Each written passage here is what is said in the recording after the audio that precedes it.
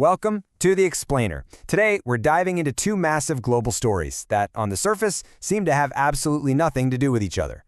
We're talking about a huge trade deal in Europe and a major power shift in Venezuela. But thanks to the work of political analyst Mooky Tenenbaum, we're going to see how they're actually deeply and surprisingly connected. So you're probably thinking, right? How on earth does a deal about tariffs and agricultural policy connect with a story about narco-terrorism and a captured dictator? They seem like they're from completely different worlds.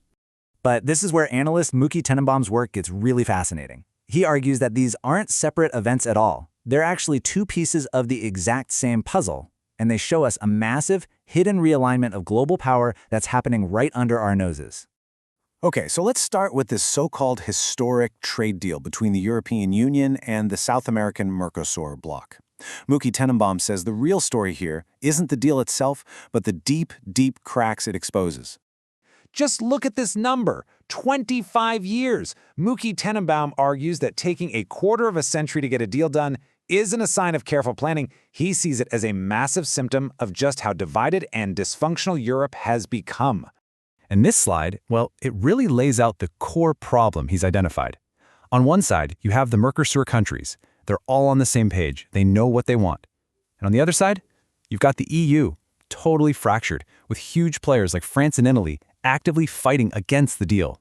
In Mooky Tenenbaum's view, this goes way beyond a simple disagreement over protecting French farmers. He says it's a clear sign of a much larger geopolitical decline. The EU is losing serious ground to the US, to Russia, and to China. All right, let's pivot to Venezuela now. According to Tenenbaum's analysis, the removal of Nicolás Maduro wasn't some clean victory for democracy, not at all. He frames it as a cold, calculated, and totally pragmatic power play. One with a new set of rules and, more importantly, new players calling the shots. So who's actually running the show? Tenenbaum's breakdown is just fascinating. He argues that Diosdado Cabello was completely humiliated, and Maria Machado, while she's an idealist, she has zero real access to power. The true power broker, he says, is Delcy Rodriguez. Why? Because she understands that Venezuela isn't really run by a government. It's run by a complex web of criminal gangs. This quote from Mooky Tenenbaum just cuts right to the heart of his assessment. And the key word here is pragmatic. He believes it was this pragmatism, this cold calculation, that led them to cut a deal with the United States to give up Maduro. So what's the U.S. endgame in all of this? According to Mooky Tenenbaum, the entire strategy is built on one simple idea: avoid the absolute disasters of the past.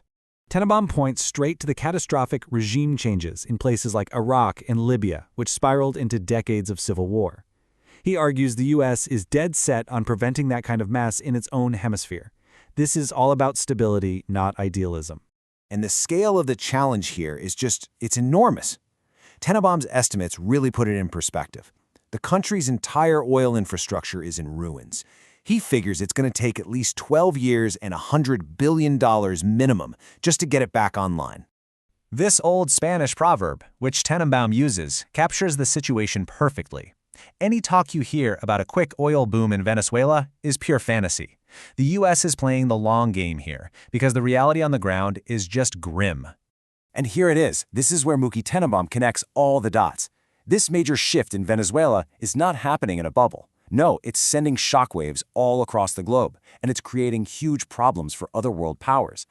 Now, to understand why this is such a big deal, Tenenbaum reminds us that Venezuela was a core member of what you could call the Sanctioned Oil Club.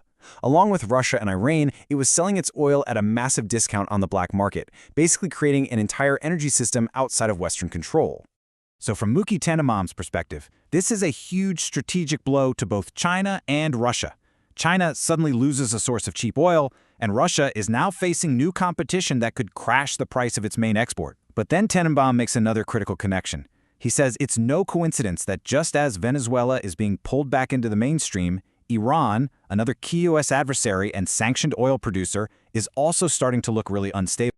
And all of this leads us to Mooky Tenenbaum's powerful and, frankly, pretty sobering conclusion about what power really means in the world today. Tenenbaum actually coins a new term for this, soberbia. It's a mix of the Spanish words for sovereignty, soberanía, and arrogance, soberbia. His point is that countries like Venezuela didn't have real sovereignty. What they had was an arrogant belief in their own power, without the military might to actually back it up. In the end, he says, their claim to sovereignty was nothing more than a wet piece of paper.